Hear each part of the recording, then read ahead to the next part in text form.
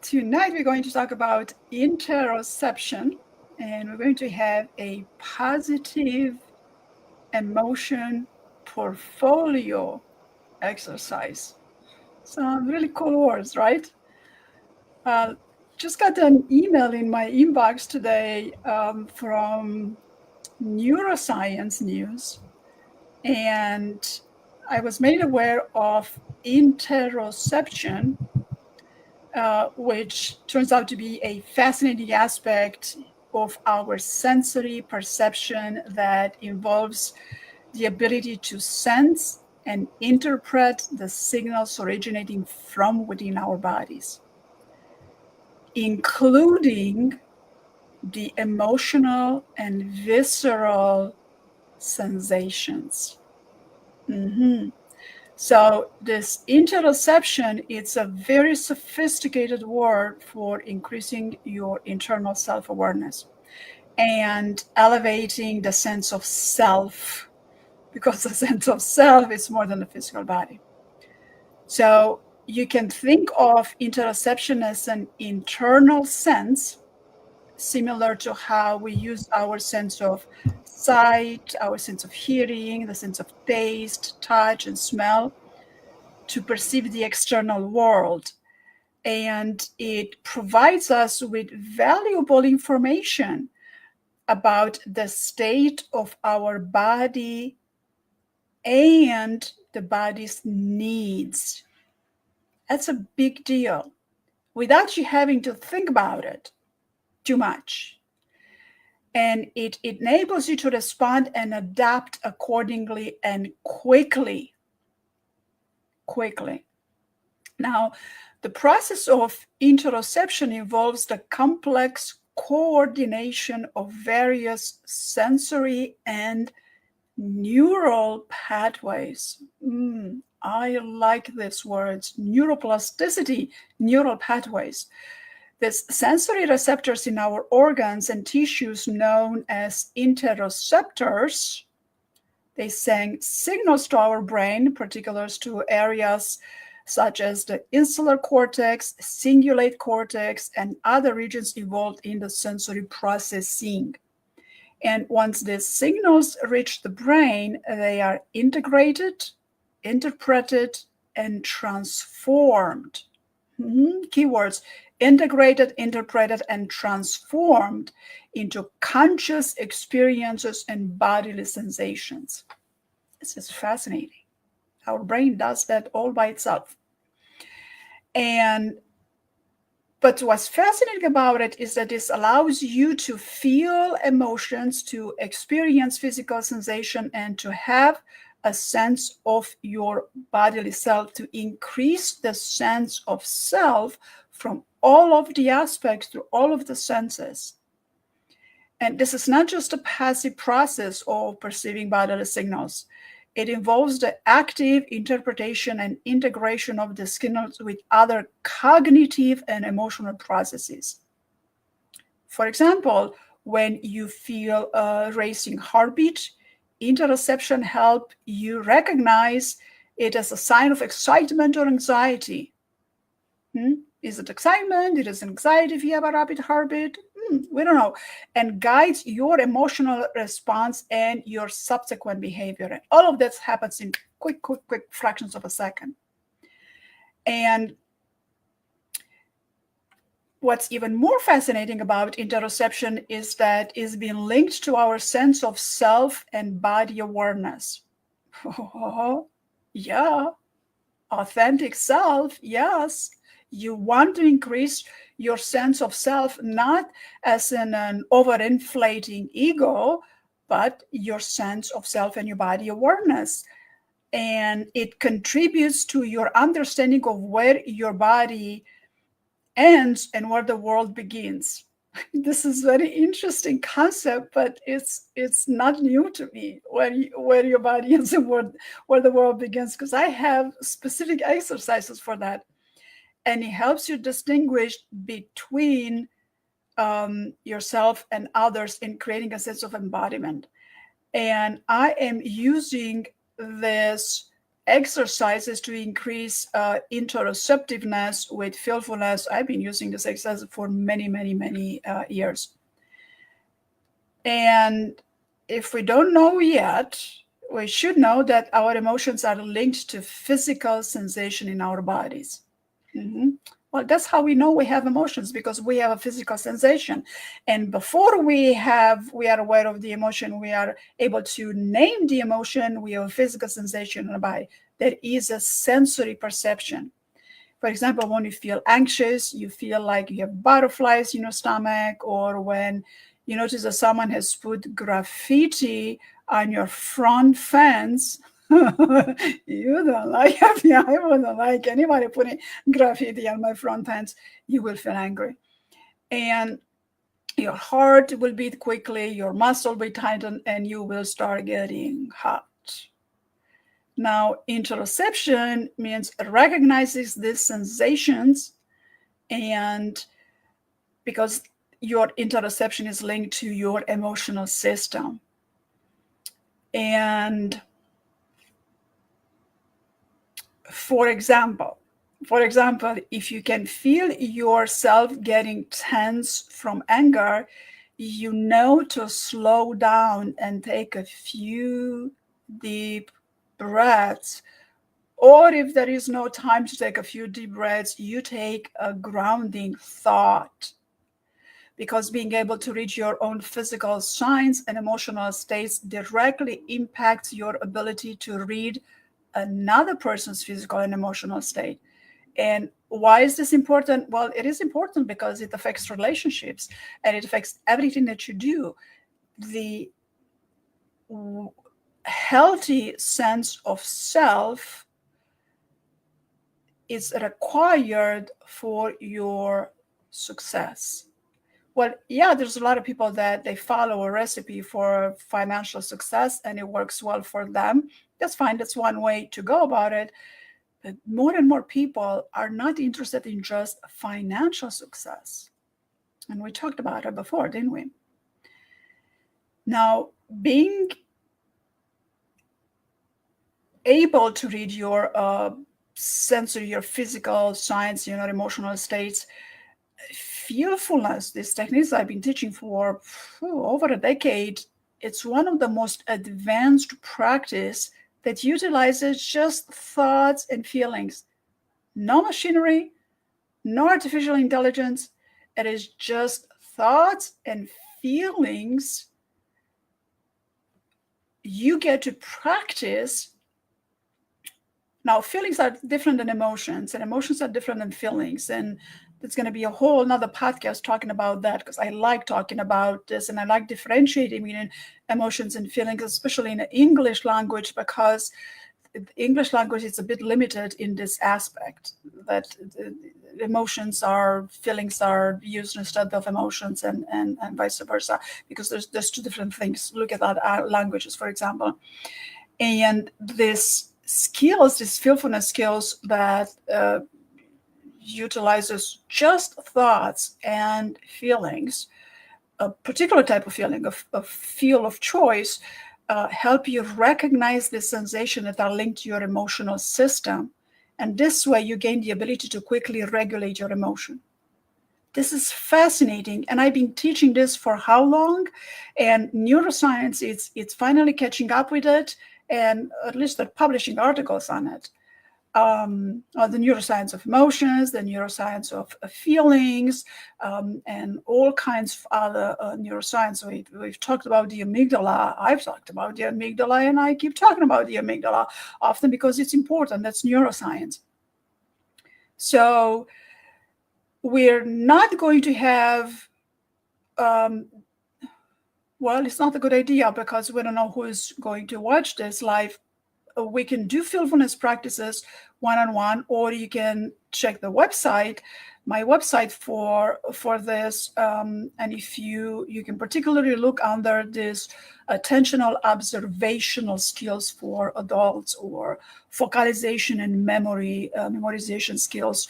There's quite advanced techniques that utilize just your thoughts, only your thoughts, to advance your interoception. Yeah.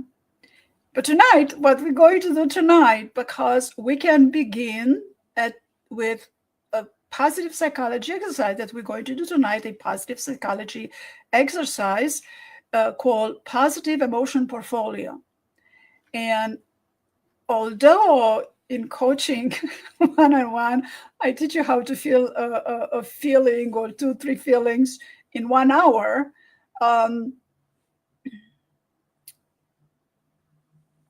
that's a bit more complex. So you can try my website. You can try me directly for that. But right now, we're just going to have fun with Positive Emotion Portfolio.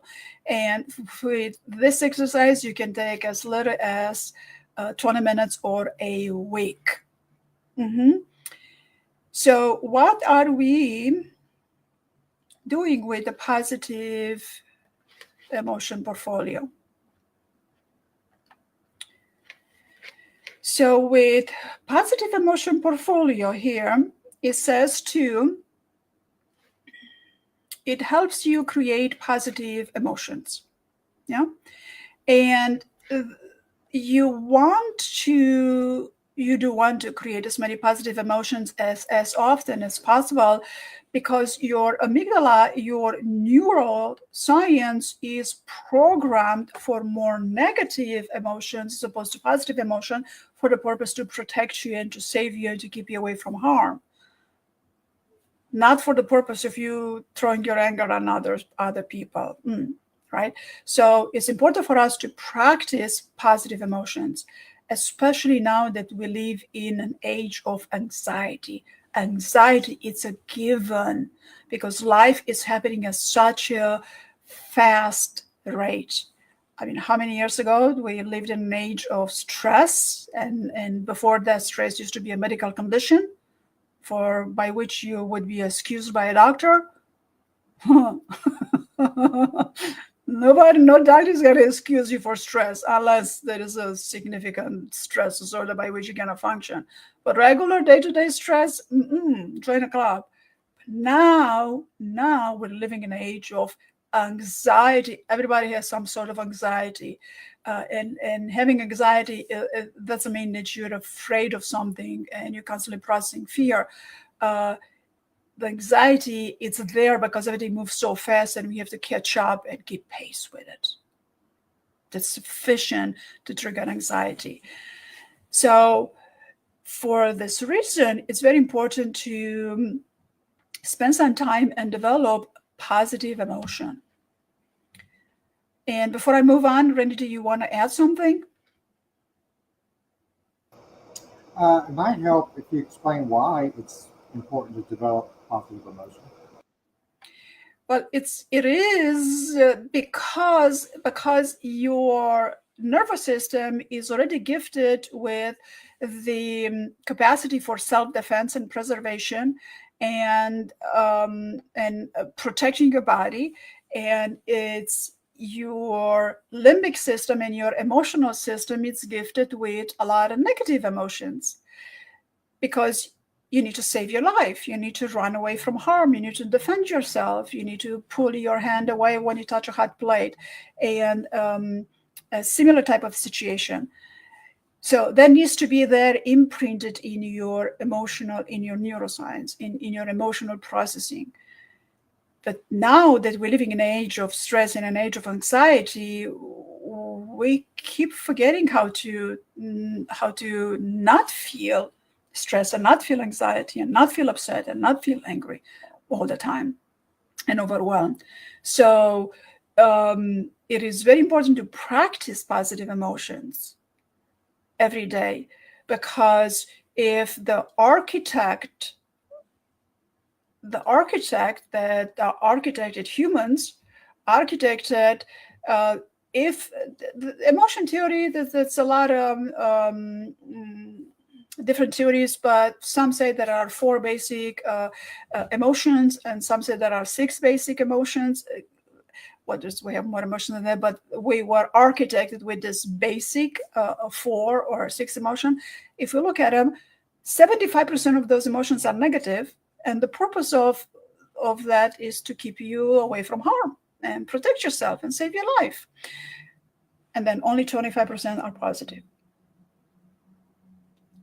But the secret is being in a positive emotional state, it's our natural state. That's natural. When the architect architected the human body, did not need to program, so to speak, so many positive emotions, because it's a natural state of being for us humans to just be calm and happy and nice and polite and cordial and cooperative and collaborative and but we're not behaving as such lately, because life is just happening at such a fast rate. Does that answer, Randy, good enough? Yeah, it's a good answer. I've been struggling with the question on if the architect didn't want us to live such a stressful life, why did they design us to do it? And there's no answer I'm finding, but if meditation brings us to a natural state. Well, why do we need it? Because the world is so stressed, our society is so stressed. Well, then why did the architect give us the ability to make a stressful life and then have us do something to get away from it? No answer. I know, but free will, that is free will. We gotta have a podcast on free will and what do we humans do with our free will, and I'm going to enjoy that podcast. We're gonna do a session on that. But the answer is free will. But what you said otherwise, yes, makes sense. I'm sorry, I just got off on a tangent. All right. all right. That's good. Good. So on this exercise, I'm looking here at my technology, clicking through technology. On this exercise, on step 1 of positive emotion, let me try this. How about this? All right. So on the first step of a positive emotion, we are going to, I'm clicking through technology over here. All right, so now things are happening. So on the first step, we're going to select positive emotion, and we are given an example of 10 different positive emotions. And these are beautiful emotions to feel. And you would think that gratitude would not be an emotion, it will be more of a feeling. So here, when we come to the positive emotion, there is an interplay of emotion and a feeling, but let's just stick with the word emotion for this exercise. So here is the positive portfolio. And the focus of your positive emotion portfolio is select one, or 10 of them, or I would say select at least 3 of them. 3 of them that you have most difficulty with. From joy, gratitude, serenity, interest, hope, pride, amusement, inspiration, awe, and love. So let's choose 3 of them. And during the next week, or right now, you are going to begin to pull together objects and mementos that evoke your chosen positive emotion. And this item may be verbal, auditory items, like a song, something that's auditory. It can be verbal, like a poem. You can recite a poem. It can be music, quotes, poems, photos, gifts, letters, email, cards, objects. And you can combine them in whatever format works for you, whether it's digital or whether it's physical, whatever works for you, whatever floats your boat. You want this to be a pleasant experience that disconnects you from all of the anxiety of life. And I want you to commit to spend a full week on building your portfolio and allow yourself to dive deeply into this emotion. Just have the emotion, because when you bring objects into play, objects and mementos, and especially photographs, doesn't matter whether they're physical photographs or digital photographs, it really doesn't matter. This will evoke an emotion. Read poetry will evoke an emotion. And have some fun with this. Doesn't have to be more than 10, 15 days, not even 15 minutes a day. I know we don't have time, but we do want to allocate time for this. Then, after you've committed and you spend every day, you spend some time on that positive emotion that you chose, spend this 15 minutes a day to revisit the contents of that positive emotion. So here are an example of 10 different positive emotions. You can make 10 different baskets, 10 different cards, 10 different bags, 10 different boards, something to let it be fun. And each day you're going to relook at everything you gather together and reread love letters. And it doesn't have a love letter that's been addressed to you. That's not the idea. The idea is that you're going to evoke, if you want to work with the positive emotion of love, then you can reread a love letter that was written by somebody to somebody. And there are some really good love letters that you can find online. And examine some photos. It doesn't have to be your photos, not at all. It can be somebody else's photos. You can play wedding songs. It doesn't have to be your wedding song. It can be anything like that, but intentionally cultivate the feeling of the emotion. I want you to feel the emotion. There you go. Feeling is an emotion used in differently. I want you to feel the emotion. Yeah, because we can emote a feeling, but no, right now I want you to feel this positive emotion, and this way, this will become a skill. Feel the feeling is the secret, right? Randy, do you want to add something or a question before I move on? There's just one thing that I think can be added on to this portfolio uh, that all of us tend to forget. I do, I should say. Uh, Olfactory senses, our sense of smell, olfactory is one of the most profound, evocative senses we have, much more than visual. Yes. So, if Yes. if something can, if somebody wants to evoke a positive feeling, then find something in addition to what you're saying. You can also find something that brings back or brings a memory, such as a an incense that smells like flowers, or a room, not a room freshener, that's artificial, but there are some things that you can get that smell like rainforests, these air freshener things that are very effective, and they're very evocative, and it can create an emotional, positive emotional experience with zero effort.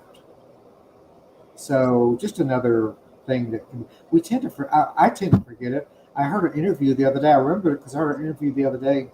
I saw an interview the other day with somebody that was called an olfactory historian that tracks the history of smells. Oh, that's interesting. And it was very interesting. And she made the point that it just takes one smell. And she reminded me, and I was like, that's so true. So some things I could smell, and it instantly brings me an evocative emotion. For a lot of people, it's like the beach.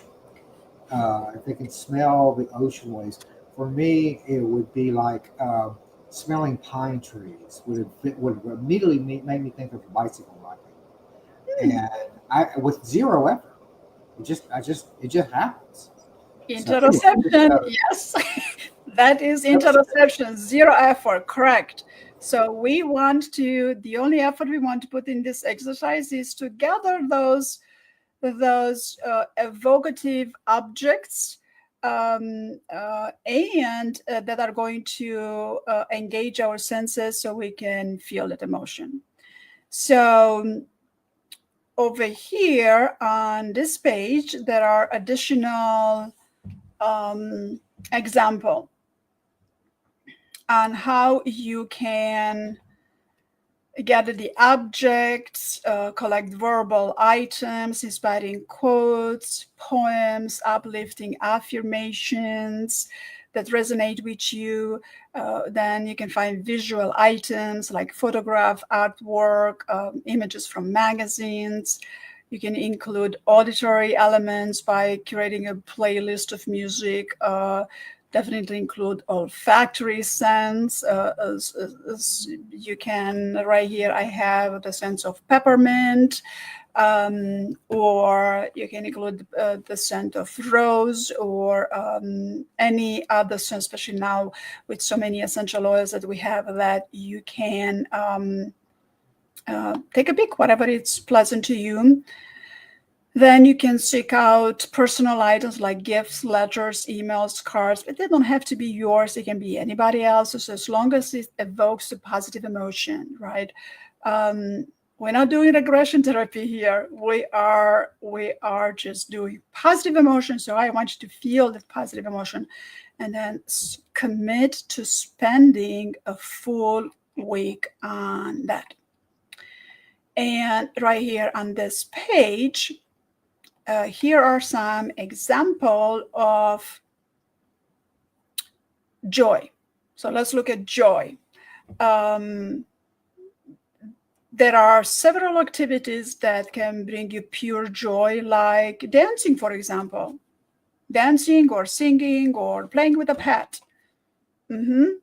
Yes, playing with a pet, it would definitely do that. And dancing, well, even if you have arthritis, you can still dance, and you don't have to be sitting on your joints. You can move a little bit, and you can pretend to dance, as long as you move your body a little bit and feel good, because they will effortlessly, well, if you have arthritis, it's going to be a little bit of pain involved, but outside of that, begin to dance a little bit, it will generate the emotion of joy. And even you can start your morning by reflecting on something that fills you with joy and gratitude, like a beautiful sunrise. And again, touch upon those beautiful images that you've collected. Then we have gratitude. And gratitude, it would be a really good idea to keep a journal and write down 3 things that you're grateful for each day. This is actually an exercise. I give this exercise to my clients, and I have them text me each day 3 things that I'm grateful for. They do good at the beginning, and then they forget, and then I remind them 3 things. And as simple, and sometimes people have difficulties coming up with answer. And how about plumbing? Would you be grateful for having plumbing, for having running water in a house, or air conditioning, or having heat? Something to be grateful for, running water. That's something to be grateful for, yeah. And then you can always find someone to express gratitude. You want to express gratitude to someone who has positively impacted your life. So if you can't think of anyone, send me a message, because I have been positively impacted your life for the past, how long? So even with this exercise right here, that is something to be grateful for. That is a small positive impact. And send me a thank you note. You don't know exactly what, we say, well, thank you, I'm expressing gratitude. That would do it. Send this to anybody. There are some people you don't want to say, I'm having all kinds of resisting ideas over here.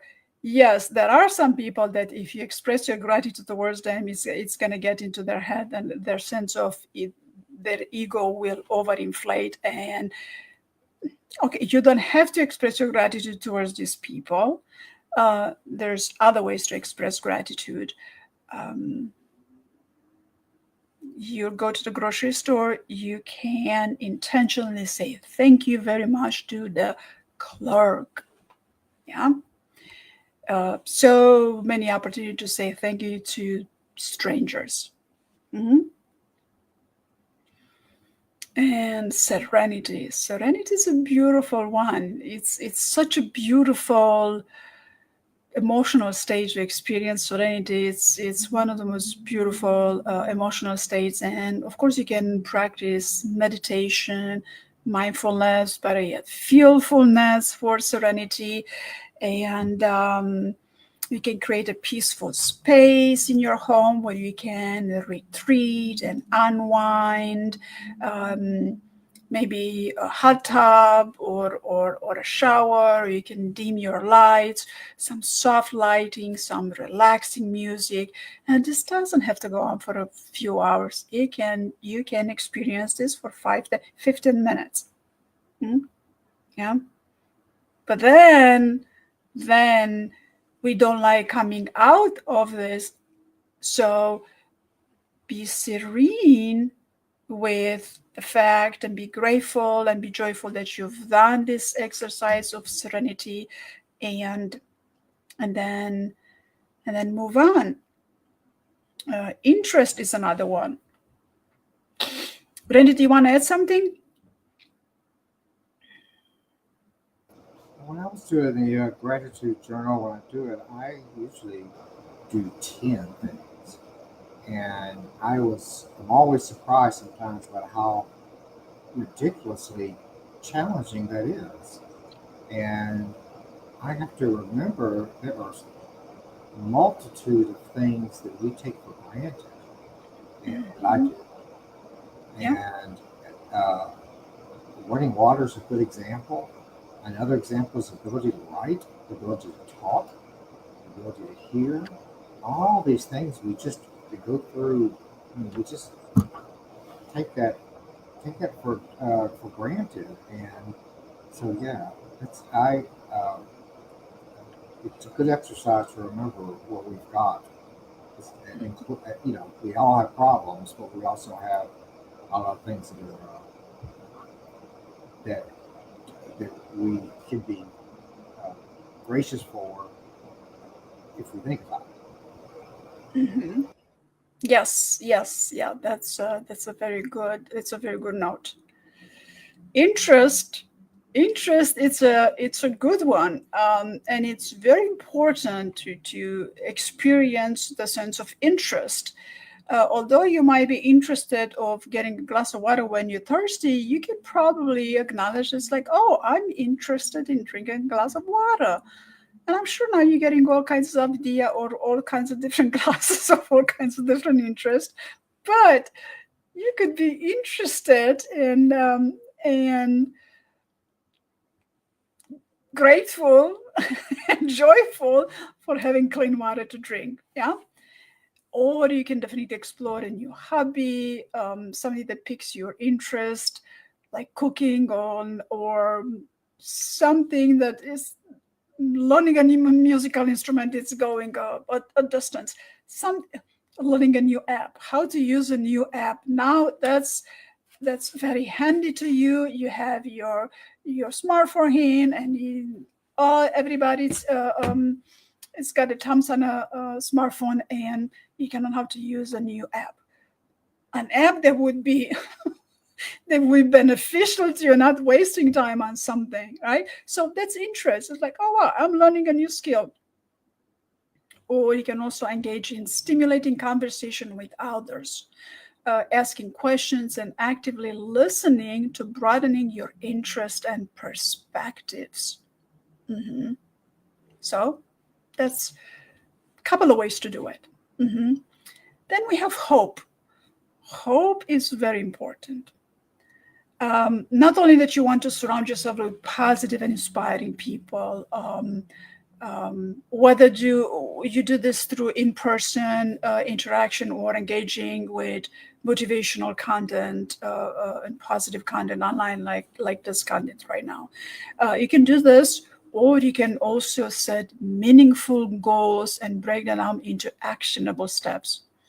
Meaningful goals, actionable steps, focusing on the progress that you're making, because there is progress that we're all making progress.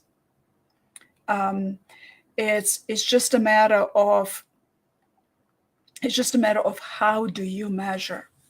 And I always bring the concept of how do you evaluate, how do you measure, what kind of measuring tools do you have over something, over your life, over your successes, over your satisfaction, over your happiness. I do this with all of my clients, because in this day of age, there are so many different ways to measure, and the way you measure in one life domain, you would not use the same measurement approach to a different life domain. So it's very important to look at this, but set some goal and break this down into a small actionable step. And your goal for this exercise would be to create your positive emotion portfolio for this week, and have some fun. And then you set up the goal and you break it down in smaller actionable steps. Then a smaller step with each day, you have the goal of spending the 15 minutes into this, creating this positive emotion portfolio. Then you have pride, and pride will show up automatically as a positive pride.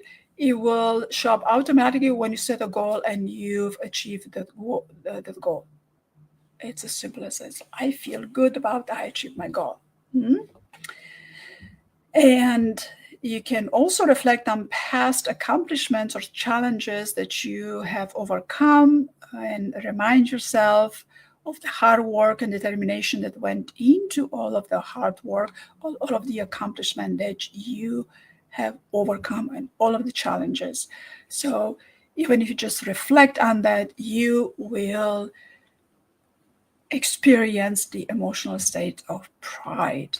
It's a sense of satisfaction and feeling good about your accomplishments and overcoming challenges. And we have amusement.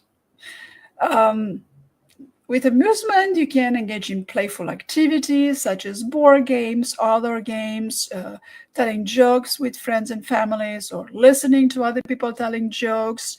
You can watch a funny movie or a stand-up comedy. Nowadays, they're also easily reachable online. But if you want to go out to a stand-up comedy, by all means, go ahead and enjoy it. If you have the time and the money and the place to go to, because all of this will lighten your mood and experience moments of laughter. It's very important laughter is very important. And there is such thing as laughter yoga, where you go into this yoga classes and you begin laughing, and there is nothing to laugh at, but you begin laughing, and you fake laugh, and eventually you're going to start laughing, because fake laughing is kind of funny. And if you delve a little deeper into laughter, you will see that anger and laughter are very similar. So by you practicing this fake laughter that eventually will take you into funny laughter, you will also have the ability to develop the skill to quickly shift from anger to laughter, to elevate your interoception, to elevate your skill to shift your emotional state. And by this, you just elevate your emotional intelligence, you skyrocket your emotional intelligence with these skills. And then we have inspiration. Randy, you want to add something?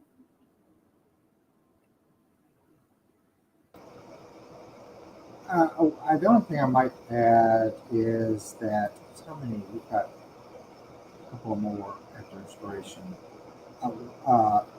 It might be helpful to add just at this point that these are all good, wonderful things to do, and doing these can definitely bring these bring positive emotions into your life through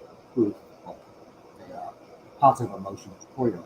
If for whatever reason you start doing one of these things, let's say it's a gratitude list, or let's say that you're looking for something interesting and it just falls apart, you can't do it. You do it maybe once and then you quit, and or twice, or that you can't think of anything to be hopeful about, for instance. If any of those barriers arise, it sometimes is useful, not always, but if you can't get past it, that's when it's a good time to consult somebody like Carmen for possible hypnosis, just one session, maybe, to look at what are some of the unconscious, subconscious blockage that may be happening that's keeping me from doing something that I know is good for me. Because we know it's good to feel hope, we know it's good to feel pride. So what stops us from doing it? Why do we? Why, if it's good for us and it's easy and it's natural and it makes us feel good, well, why the hell aren't we all doing it all the time? And one of the reasons is that's true. One of the reasons is because there's something going on that's blocking it. And going to a hypnotherapist, I'm not doing private practice, Carmen is, can help figure out what is the blockage there, what's stopping it. So anyway, that's all I'd say. That's a very good point. That then Randy always does a good job to always does a good job to remind me, which I have hypnosis clients every day, to bring out this valuable tool as a tool, um, because during a hypnosis session you can definitely experience serenity, and you can definitely experience gratitude, and you can experience all of this positive emotion and joy and serenity and interest and curiosity and amusement during the hypnosis session, because with hypnosis we get to reduce the amount of stimuli input. Only by closing your eyes you reduce the amount of stimuli input, and then your attention gets narrower and more focused, and then your parasympathetic system calms you down, and then all of a sudden you expand, and then you can even experience the emotion of awe. It's like, oh wow, there was, I can't believe, oh wow, that was cool. So I get a lot of this reaction from clients, and there you go. It can be as simple as that.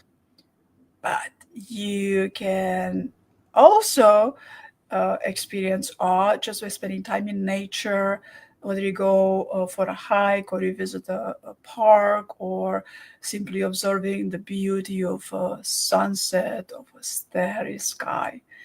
Or you can explore museum or art galleries or cultural exhibitions that showcase breathtaking works or historical artifacts that evoke a sense of awe and wonder. To me, architecture would be one of the things that would inspire awe and wonder, because I would always say, it's like, wow, how did they do that? It's like, wow, that's, you can see that a lot of work went into it, a lot of thought, a lot of precision, and you go, oh, wow. So there you go. Do you've experienced awe? It's just when you go, oh, wow. And it is a good emotional state to be in when you have the experience of, oh, wow. Yeah. And then we get to love. And I'm not talking about the romantic kind of love, because sometimes we have difficulties with that. But as your kitty cat or puppy dog, and if you don't have one at home, go to a shelter or go to a park and see somebody else's, and or just go online, or go to watch a Lifetime movie, a romantic movie, to or nowadays there's quite a significant number of what's the word on that, the reality TV that involve the feeling of love, that you can get inspiration from that. But self-love, it's very important. And that means engaging in self-care activities that nurture your well-being and things that make you feel good. You can take a bubble bath, you can treat yourself to something you enjoy, read a book, go for a walk, anything that nurtures you. And that is love. Love is not a simple emotion. Love is the whole force of life. But for this exercise, experiencing the positive emotion of love, here's a good way for you to experience that. Do you want to add something yet, Randy? No, I think those are good. And, um, yeah, I, from a male viewpoint, taking bubble bath is not something that most men are going to want to do. Uh, Okay. I have to think of something else. Yeah, there are other things. I mean, a lot of men, uh, their self love is playing a sport, going hunting. I live in south in the south, and lots and lots of men and women practice lots of self love by going out hunting. So, and fishing down here especially. So anyway, yeah. Yeah, but yes, because that's an activity that nurtures you. It nurtures your soul. So reading a book you enjoy, it's self-love. Reading about interoception might be self-love. Definitely there'll be interest and amusement and awe and wonder. Um, but love is not just a simple emotion that is limited to the romantic type of love. Absolutely not. But what I would like to leave you with for today is the Serenity Prayer. Yeah. It is Serenity Prayer. It's often recited and reflected upon as a reminder to find peace and acceptance in situations beyond your control, so you can gather the strength to make changes when possible and to discern between the two. One of the reasons we are overwhelmed with stress is that we forget to discern between the two, and we forget where to exercise control and where can we change things and where we cannot, and not to stress over it, or to feel afraid over the things that we ought to change. And Serenity Prayer is also used as a resource of inspiration and guiding principle for navigating life's challenges with serenity and resilience. Oh, do we want to experience serenity and resilience all the time and all the time, all the time? That's resilience is important. So the Serenity Prayer goes as, God, grant me the serenity to accept the things I cannot change. Accept the things I cannot change. Give me the courage to change the things I can. Have the courage to change the things you can, but then have the wisdom to know the difference. Some things you're going to accept that you cannot change. Some things require you to have courage to change them, and And then you need to know the difference, because not everything you can change. And going about wanting to change other people, that's wishful thinking. A lot of people are focused on changing other people, and that's not how serenity goes. You're changing other people? No, no. You change yourself, and you develop a better sense of yourself. And going through this positive emotion portfolio exercise will help you get there. Randy? Yeah, the serenity prayer is a well-known prayer. It's used a lot in AA. I think it's even in the AA book. I think. But yeah, it's very. We it's not. A lot of people say that's in the Bible. That came from the Bible, I think. It did come from the Bible. It came from this philosopher, theologian named Richard Niebuhr, I think. Anyway, yeah, but it's very. It's a really nice, compact way to and to water the serenity in our garden. That's for sure. So yeah, I think it's a great way to sum it up. All right. All right. So this is your positive emotion portfolio for the day. Here is a recap. Let's see which one shows better. Maybe this one that brings it more in the center. And we're going to recap some of the pages. And a few more seconds on this page right here. We want to positively experience joy, gratitude, serenity, interest, hope, pride, amusement, inspiration, and love. So me and Randy certainly love bringing this content to you. Hope this makes your week a better week and your day a better day. And make sure to send us feedback on how your positive emotion portfolio exercise went. All right? All right. Thank you very much.